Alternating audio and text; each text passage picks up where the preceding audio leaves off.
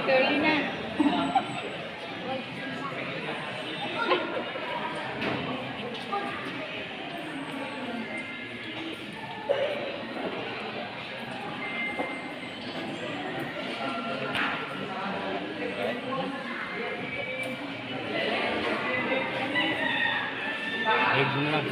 Muli po, panampakan po natin. Para po magbigay ng kaunting pananalita, kaunting advice para po sa mga baguhan.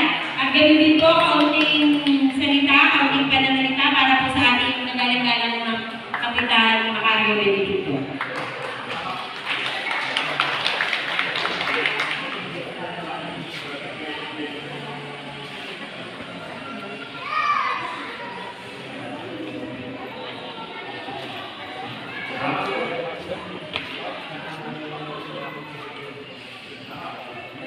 Ako po ako magpatuloy ang mga mga ating pinagkikitaan, ang mga pinuno ng ating barangay, pagmuna ng ating kitaan, ng ating idol.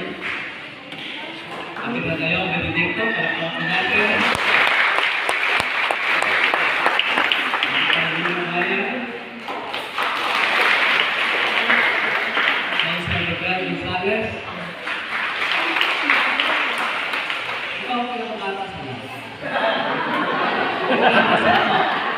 Ngayon ko siya sa Pilipinas ngayon. Anak Osral Teresita, Iguana. Konsial Sari, Red Rice. Konsial Francisco Famous.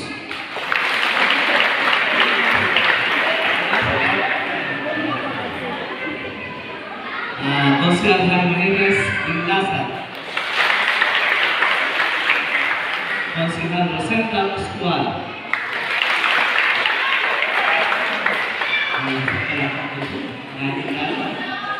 Konsial William Jimenez.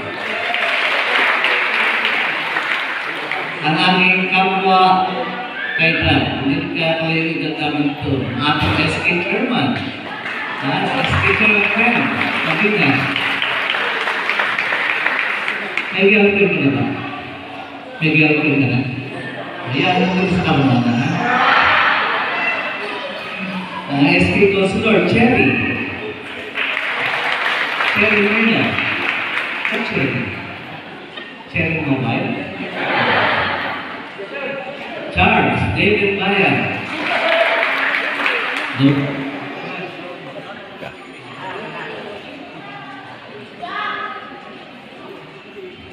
Noel Glenn Aquino. Luis Pesci. Luisa. Angel Joy. Bella. Eloisa Mariel Bien. Sa ating PW President, Lenny Bayan. Punta lang sa Carmona para makita mo yung programa namin para sa PW. Doon, ilalagay mo ang PW. Sa ating junior citizen, Lolo Gaudiso Bayan.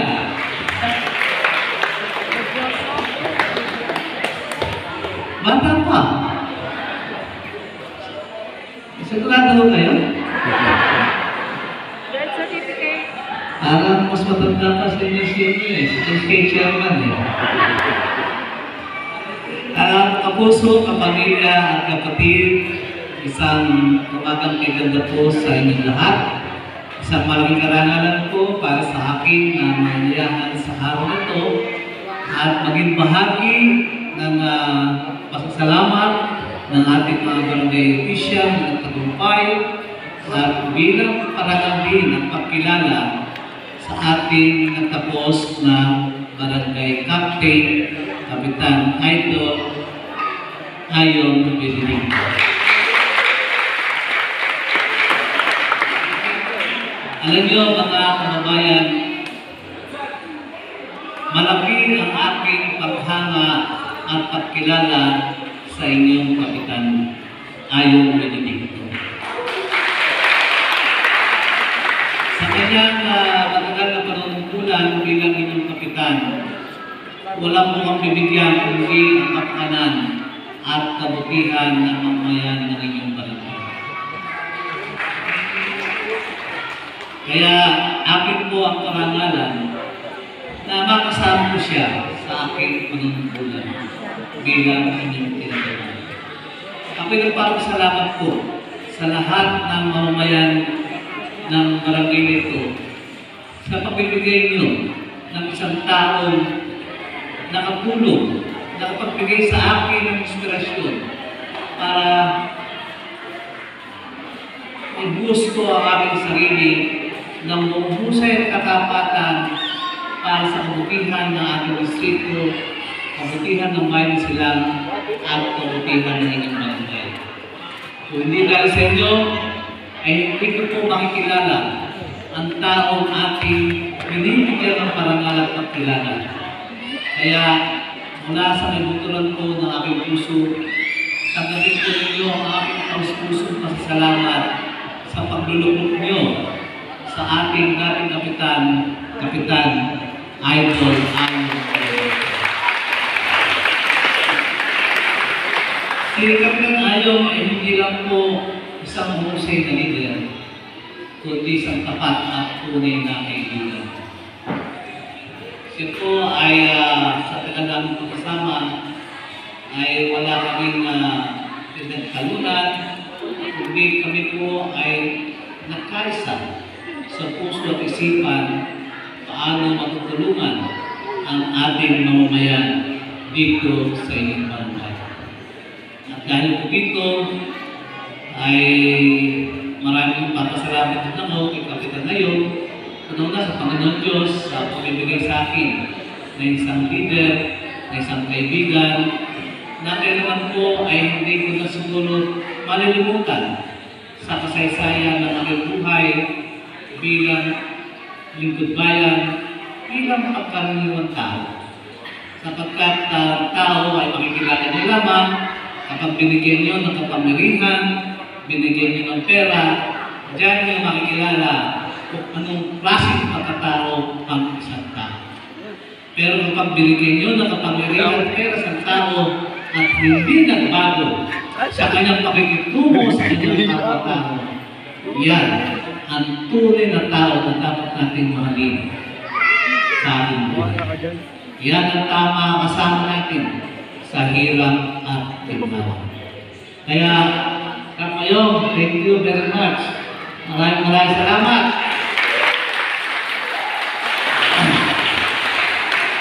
Hindi ka mo natapos na ang iyong panunungkulan, ay natapos na rin ang ating pagiging magkaibigan. Alam niyo po, ang aming pagkakaibigan ng Kapitan Ayong ay hindi po nakasalalay sa politika. Ang aming pagiging kaibigan ay naging matatag at masaya dahil po sa magandang samahan. At ito rin po ang aking ugali. Ako po ay hindi nakikisama sa mga lingkod bayan dahil po sa politika. Ako po yung nakikisama sa inyo sapagkat kayo ay tinuturing kong kaibigan at kasamahan. Sapagkat sa politika, at natapos na po kayo sa politika, iilan na lang ang inyong kaibigan. Ako po hindi. Natatapos ka sa politika, mananatili tayo magkaibigan at magkasama habang tayo po ay manunubukan. Kaya may masaya sapagkat napakaraming kaibigan at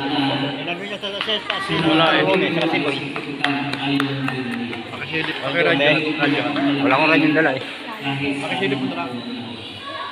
So, mga kasama, masa po kayo na malungkot ay patuloy na susuporta sa lahat po ang kain ng ating mga barangay official para lalong makapaglingkod sa inyong mga kabayan, mga nagtulong.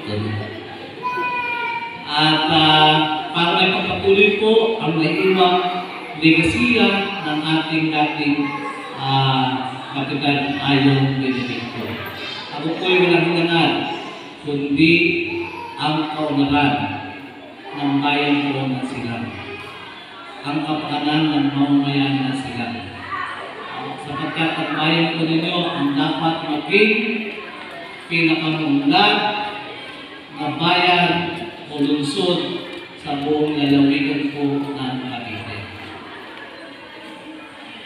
Malungkot man tanggapin na naunahan kayo ng lungsod ng Carmona na kagamat isang maliit na lugar na kung itutuloy natin sa lalagyan ng pagkain ay isang platito lamang at ang sila ay palangganan ay doon po sa lungsod ng Carmona ang inuuna po ay ang kapakanan ng mamamayan at kaunaran ng bayan. Sa matagal na panahon ng aming panunungkulan, hindi po namin iniwanan ang mamamayan ng Silang, kapagkat ang bayan po, ang lungsod ng Carmona, ay nanggaling po sa bayan ng Silang. Kami po ay dating sityo ng inyong bayan. Kaya nga po sa aking pagpaplano, mga kababayan, ay lagi po namin isinasag-isip ang mamamayan ng Silang, maging ang mamamayan ng GMA kung saan ito ay nanggaling din sa bayan ng Carmona. Sa mga pabrikang pinatayo sa aming bayan, sa aming lungsod, marami po ang nagtatrabaho ng Silang. At ngayon nga po, idululunsad namin ang isang development na tinatawag na Carmona International City na mas maganda pa sa nakikita nyo sa Taguig, sa Global City. Mas maganda sa Makati. Mas maganda po sa Alamang. Mas maganda sa Dubai. At ang kagandahan po nito, ito po ay magbibigay ng daang libong trabaho sa lahat po ng mamamayan. Kasama na po ang mamamayan ng Silang. Para sa inyo. Darating po panahon na hindi na po tayo aalis sa ating distrito sa lahat, sapagkat ang lahat ng ating pangangailangan, ang lahat ng ating pupuntahan, ang lahat ng ating kakainan ay matatagpuan na po sa ating distrito sa Carmona International City.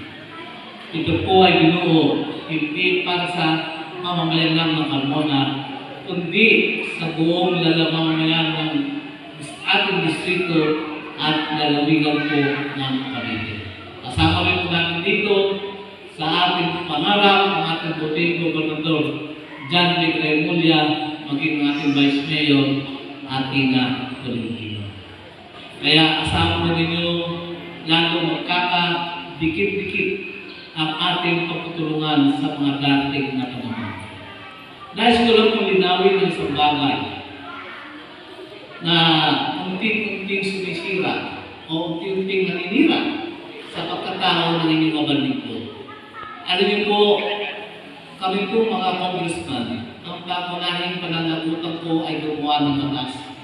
Ngunit hindi ko itinali ang aking sarili sa malamig na kwarto ng aking tanggapan. Ako po ay gumagala at naglalagi para makapag-uwi ng maraming biyaya sa mga mayan natin. Biyaya para sa pag-aral ng ating mga anak. Biyaya pag tayo nagkakasakit at na-hospital. Biyaya kapag tayo iniwan ng ating mahal sa buhay. Biyaya para may panandaliang trabaho tayo makamit. Biyaya para sa kalusugan. Biyaya para sa mga kagawain bayan katulad nito. At sa bawat kagawain bayan namin dalawa, ito po ay dumadaan sa masusing pag-aaral. At ang bayan po sila, bagamat walang sariling pag-aaral, ay kinusa ko na magsagawa ng pag-aaral, pangalagaan ang inyong kalikasan, kaulugan, at ang mga naapektuhan ng ating ilog sa gaba ng ating bayan. For 2 years, nagkaroon po ng feasibility study ang DPWH ng ating kailugan ay dati ng panahon na tataas ang tubig ng 3 beses sapagkat tatlong highway na ginagawa at nagawa na ay babagtas sa ating kayugan. At dahil na rin po sa nangyayaring development sa Tagaytay at magiging sa bayan sila, ang lahat ng tubig ulan ay hindi na po sumisitsit sa ilalim ng lupa. Ito po dumiretso na sa ilog, sa drainage, na dumiretso po sa ilog. Lumalakas po ang tubig kapag malakas ang ulan sa ating kayugan na binubungkal ang ating mga lupain at inaanod ang ating malalaking puno. Kaya minabuti ng DPWH na magsagawa ng slope protection na ating sinuportahan. Subalit, nitong nakaraang mga ilang buwan, ay meron po nagarali dito sa inyong bayan. At sinasabi ang ating slope protection program ay sumisira sa ating kalikasan, sa ating kailugan at hindi kailangan sa bayan silang sapagkat tayo ay walang baha. Matapos po may pag-ibalang ng DPWH sa kanilang pag-aaral, ako po'y nagsalita. Sinabi ko po doon, hindi po totoo walang baha ang bayan ng silang. Sa kabila ng katotohanan, ito'y nasa mataas na lugar. Ipinakita ko po ang malitrato na kung saan ang baha ay umaabot hanggang tuhod at andun po sa gitna ng baha para ipakita na ang inyong congressman ay hindi nakatali ang sarili sa malamig na lugar. Pinag-aalam ko muli, pinaalam ko sa mga bayan sila. Noong panahon may bagyong kalakasan, mag-asawang nakasakay sa isang sasakyan na hinanod na may munting ilog at ito po ay natagpuang patay sa may Laguna. Bumabaha po sa barangay sa Lugan. Bumabaha sa barangay sa Pacific. Bumabaha sa Lugpo, sa Lipi. Marami na po silang bahay. Kaya siya sabi mo nila na hindi kailangan ng slope protection at hindi bumabaha ay wala akong protection. Sinasabi nila, sisira daw ang slope protection sa ating watershed. Wala akong katotohanan. Ang sumisira sa ating watershed ay ang ating mga subdivision, ang ating mga pabrika. Ang pagsasemento ng ating mga lupain sapagkat ang tubig ay hindi na pumapasok sa ilalim ng lupa at dumidiretso na lang po sa ating drainage diretso sa kailugan. Sinasabi na sinisira ko raw ang kailugan at ako'y berdugo ng ating kalikasan. Doon po konsaktan. Sapagkat hindi niyo po may tatanong kahit po ay bumisita sa aming bayan, ang pangunahing programa po bukod sa edukasyon, kalusugan, kaya environment. At ako po ay multi-awardee sa pangangalaga ng ating kalikasan. Sinasabi nila, sinisira ko, hindi ko po sinisira ang ating sapagkat hindi po naman natin sinisimentuhan ang riverbed. Hindi po natin sinisira ang permeability ng ating kailugan. Totoo, meron tayong mga maliit na bukal sa ating tabi ng ating kailugan. Pero tanong ko po sa inyo lahat, saan po ba ito pumupunta? Hindi po naman natin hinuhuli ito para pakinabangan. At hindi po pwede lagyan ng investment sapagkat hindi po profitable at feasible. Saan po na pupunta yung matubig na yan ang gagaling sa maliit na bukal? Diretso po yan sa ilog. Diretso po sa Laguna Bay at hindi po natin pinangangalita. Subalit kapag nalagyan po natin ng slope protection, yung tubig po na lumalabas sa bukal, diretso po sa ilalim ng lupa at ma-recharge ang ating aquifer at ang ating watershed. So lahat po ito yung pinag-aaralan. At ang masakit pa po nito, mga mahal kong kababayan, ang mamamayan ng Tagaytay, ang mamamayan ng Silang, ang mamamayan ng Carmona ay nakapagdudulot ng hinagpis, paghihirap sa mamamayan natin sa bayan, sa syudad ng Binyang at syudad ng Santa Rosa. Hindi niyo po alam na kapag umulan po ng malakas, yung tubig po natin yung mga lupang inaanod ng ating lumalabas ng tubig, dumadiretso po yan sa binyan na naging dahilan ng pagbaba ng kanilang kailugan, naging dahilan kung bakit sila ay mayroong pagbaha. May barangay po sa Balunsod ng Binyang katulpanan na nakalipas ang tagulan, baha pa rin po. Tayo po ay bahagi ng kanilang paghihirap. Kaya nakikiusap po ang lungsod ng Binyang at lungsod ng Santa Rosa na tayo tumulong para maiwasan ang kanilang pagbaha. Hindi po umuulan sa kanila, pero umuulan po sa action area, bumabaha sa kanila. Hindi po ba pangit tingnan na tayo walang pakialam sa ating kapwa, ay Pilipino rin po sila. Nais ko po parating sa inyo ng stock protection sa bayan ng General Mariano at ng General Trias, Bacoor, Imus, maging sa bayan ng Carmona ay matagal na po nagsisimula at pinag-iinibangan na tumutulong para maiwasan po ang pagbaha. Kaya ito ay sinasabi ko lang po sa inyo para maliwanagan po ninyo ang katotohanan. At ang masakit pa po nito, mga mahal kong kababayan, alam po ito ng ating pamanampayan. Ang pinagtataka ko lang, imbis na sila magpaliwanag sa kapakinabangan ng proyekto ito, ay ipinagin pa nila na hindi nila alam. Ipinakita po namin ang mga sunod-sunod na pagpupulong, permado ang mga barangay captain, permado po ang local official, permado po ang ating mga ibang leader, at bago po ito ginawa, ay muli magpupulong, maging ako ay nagpaliwanag din sa kanila po ng mangyayari sa bayan ng sila. At pinakita ko rin po na yung mga punong pinuputol na mga ilan lamang ay ito po ay may permit mula sa kapatid ng ating punong bayan. Medyo nalulungkot lang po ko na ito itinangin nila at hindi nila sinabi sa ating. At kailan po, hindi kahit nanggapin ng aking kalooban ng aking mga kabayan sa lungsod ng Carmona na ako'y gawaging berdugo ng kalikasan. Papunta pala sila, ako po'y pauwi na. Marami na po ako nagawa para sa ating kalikasan. At ako kauna-unahang ilalaan ng buhay ko o ang kalikasan ang ating kahirapan.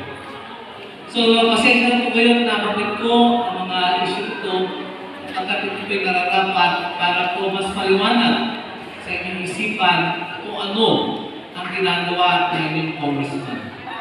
At sa inyong lahat, narito, muli, maraming salamat sa inyo.